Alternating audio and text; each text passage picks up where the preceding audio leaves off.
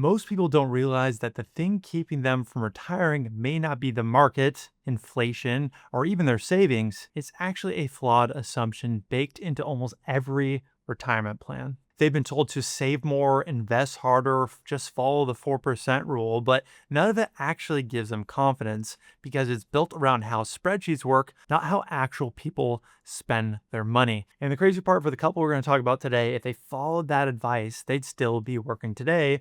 And for them, that might mean trading some of their best years working a job that they don't love anymore. So in this video, I'll show you how one small shift can help you retire earlier than you might have imagined. So let's talk about John and Mary, not real names, of course, but they were told what most professionals in their position are told to do. Save more, invest more, just delay gratification. But even with a solid nest egg, the plan they were given just didn't sit right. Why did retirement feel so far away? Now, here's what their advisor told them. He said, hey, we're going to plan to spend the same amount every year, of course, adjusted for inflation throughout your retirement. And to make it work, you need to save at least 30% of your current take-home pay to get there, and you can only retire at 65 or later, so you qualify for health insurance, Medicare. Now, that wasn't impossible for them, but it made their world feel a lot smaller. Like every decision came with a warning label, like vacations, maybe later, time off, maybe we shouldn't. They felt like they were working for the plan instead of the plan working for them. Now, everything looked good for them on paper, but when they looked at the timeline, the milestones, the assumptions, it just didn't sit right with them. It was almost like they were checking all the right boxes, but they still couldn't picture the finish line. So when they reached out, we asked a little bit of a different question. What if the problem wasn't necessarily they didn't save enough to retire, but the retirement model itself? A vast majority of the way people plan for retirement assumes you're going to be spending the same amount forever. You're going to live the same life you live now 30 times in a row, 30 years in a row. And here's how it usually looks. The software projects a constant inflation adjusted number year from age 65 to 90, same budget, same lifestyle, as if you want the same thing at 85 that you do at 65. According to retirement research, retirement spending doesn't stay level. In fact, data shows that it drops. It drops nearly 1% per year in real terms in your 60s all the way to your 90s. Not because retirees run out of money, but because life slows down. Travel eases, big purchases decline, and even restaurant spending dips. Research calls this retirement spending smile, right? You have the go-go years. You're active, healthy, you're probably traveling a lot more. The slow-go years, you're more home-based, less frequent travel, most like a much simpler routine. And then, of course, the no-go years. Now, later life health insurance may rise, but discretionary spending typically falls. So instead of projecting one flat number, we shaped John and Mary's retirement plan to reflect those three distinct life stages. Now, for example, rather than them spending the same amount forever, we modeled them spending a little bit more early on, tapering in the middle, and then planning for, of course, medical contingencies at the end of life. So the result is a similar budget, but now we avoid the regret zone. Now, same total amount spent, but just a different rhythm.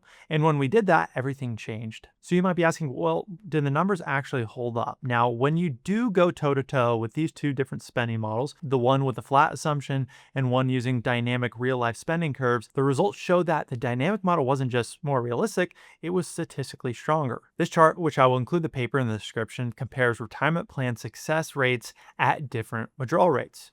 The success of your spending relies really mainly on two things. Number one, how much do you take out each year, otherwise known as your withdrawal rate? And number two, how your spending changes over time. Now, what is your spending pattern?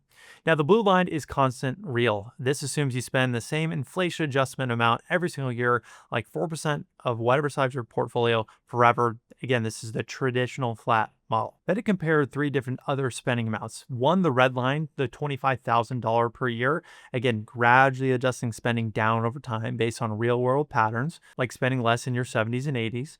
The green line, the 50K curve, same idea, starts with $50,000 and adjusts based on how real retirees spending. And of course, the final one, which is the most amount here, starting at $100,000, again, adjusting spending down slowly as life changes. Now, each of these three curves uses a different starting spending level, but all follow the same pattern. More early in retirement, less later. And across almost every withdrawal rate, those dynamic lines sit higher. The study found that they represent better odds of success.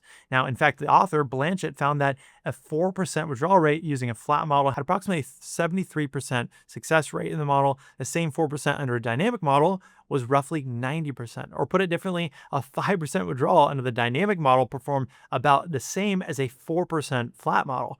Now, that's like needing a lot less saved or retiring a lot earlier, because what he found was when you model your retirement based on real behavior, your chances of success go up. For John and Mary, this changed everything. They didn't need to work longer, they needed better timing. They needed to see the trade offs. Let's say you're choosing between working 5 more years or retiring sooner and adjusting your spending later in life. Now, for you, you have to decide which one feels more expensive. And that may not necessarily be a math question, that's a life question. Now, for someone like John and Mary, they realize that those early years, their healthy, energetic, travel hungry years, were the ones that they care the most about.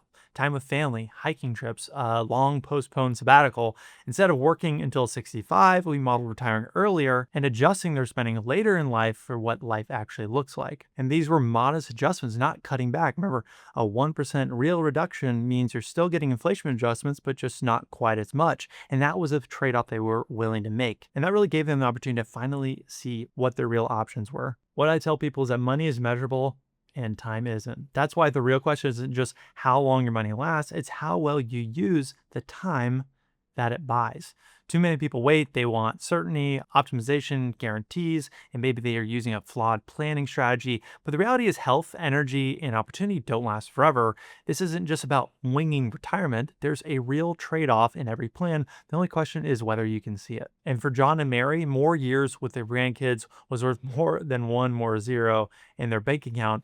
The question is, if you've got 10 good years left, how do you want to spend that time? This isn't a video saying that flat spending is always wrong. Rather, that flat spending is a good starting point, but often too rigid. And unfortunately, flat models are still the industry default. And that's why it's worth testing different assumptions, ones that reflect how people actually live, because oftentimes retirement models hide trade-offs that you don't realize you're making, and your plan might be working better than you think. Now that you can see that dynamic spending models could make an even earlier retirement possible, what if the perfect retirement has nothing to do with a number, but actually something completely different? So watch this next video to find out what your perfect retirement window may look like. Once again, this is Matt Calcagno, certified financial advisor here at 1 Degree Advisors. If you'd like to talk to me or someone on my team about your plan to retire early, you can click the link in the description below, and we'd love to chat with you.